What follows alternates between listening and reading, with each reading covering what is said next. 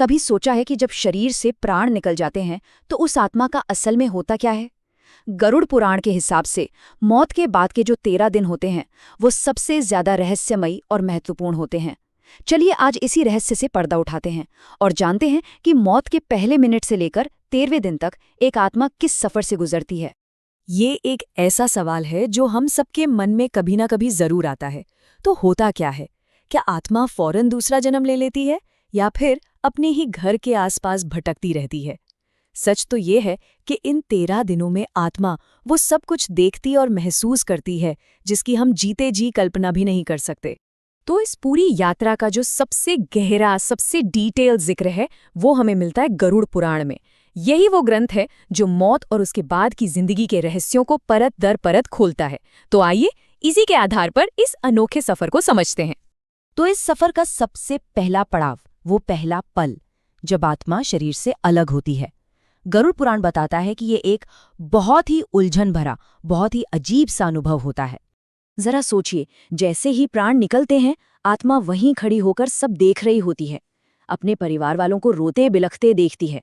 मोह इतना ज्यादा होता है कि वो बार बार अपने ही मुर्दा शरीर में वापस जाने की कोशिश करती है।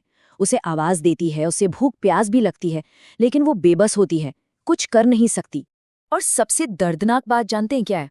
वो ये कि आत्मा उस वक्त बिल्कुल अकेली होती है।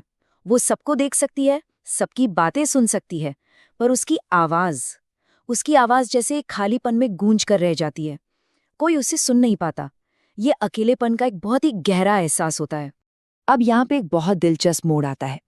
आत्मा की ये जो पहली यात्रा है ना, ये उसकी आखिरी यात्रा नहीं होती। ये तो बस एक झलक होती है, एक ट्रेलर समझिए, जिसके बाद उसे वापस भेज दिया जाता है। तो होता यह है कि पहले ही दिन यमदूत आते हैं और आत्मा को यमलोक ले जाते हैं।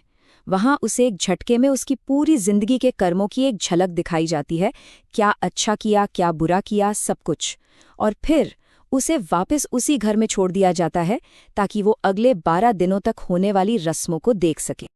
अब जब आत्मा वापस आ चुकी है तो अगले 10 दिन बहुत ही ज्यादा जरूरी हो जाते हैं। इन 10 दिनों में आत्मा की आगे की यात्रा के लिए एक नया शरीर तैयार किया जाता है। और कमाल की बात यह है कि इस नए शरीर का बनना पूरी तरह से इस बात पर निर्भर करता है कि पृथ्वी पर क्या रस्में हो रही हैं। तो यहाँ पर एंट्री होती है पिंडदान की। ये पिंडदान आखिर है क्या? देखिए, ये सिर्फ चावल और तिल से बने गोले नहीं हैं। इनका मकसद बहुत गहरा है। हर एक पिंड आत्मा के उस नए सूक्ष्म शरीर के एक हिस्से को बनाने का काम करता है ताकि वो आगे का सफर तय कर सके। ये प्रक्रिया बड़ी दिलचस्प है। हर दिन का पिंडदान शरीर के एक हिस्से को बनाता है।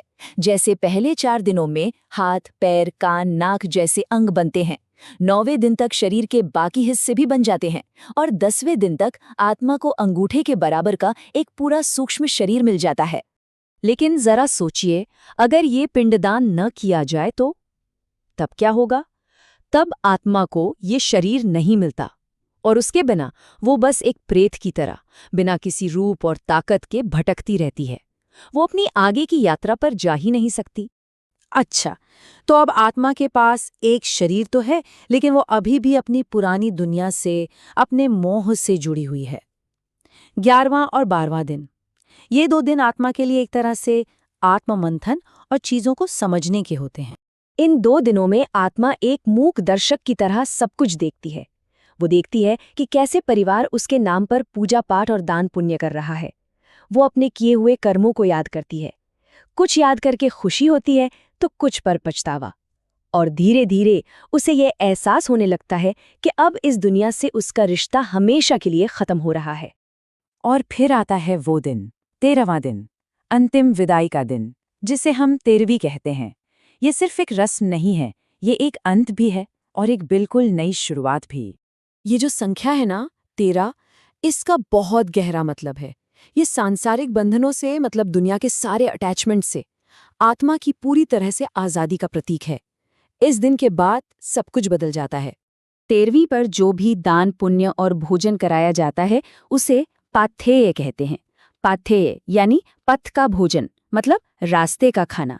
माना जाता है कि यही वो ऊर्जा है जो आत्मा को यमलोक तक के लंबे और मुश्किल सफर में ताकत देती है। तो आप फर्क देख रहे हैं।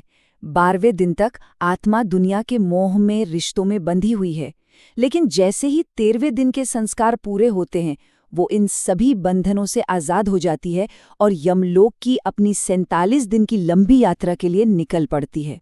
तो आखिर में गरुड़ पुराण का सार यही है कि मृत्यु कोई फुल स्टॉप नहीं है, वो अंत नहीं है, ये तो बस एक कॉमा है, एक अध्याय का अंत और एक बिल्कुल नई अनजान यात्रा की शुरुआत। ये पूरी बात हमें एक बहुत गहरे सवाल पर लाकर छोड़ देती है कि अगर आखिर में हमारे साथ सिर्फ हमारे कर्म ही जाने वाले हैं, तो क्या हम अपनी उस लंबी यात्रा के लिए सही सामान पैक कर रहे हैं? ये सवाल हम सब के लिए है। सोचने वाली बात है।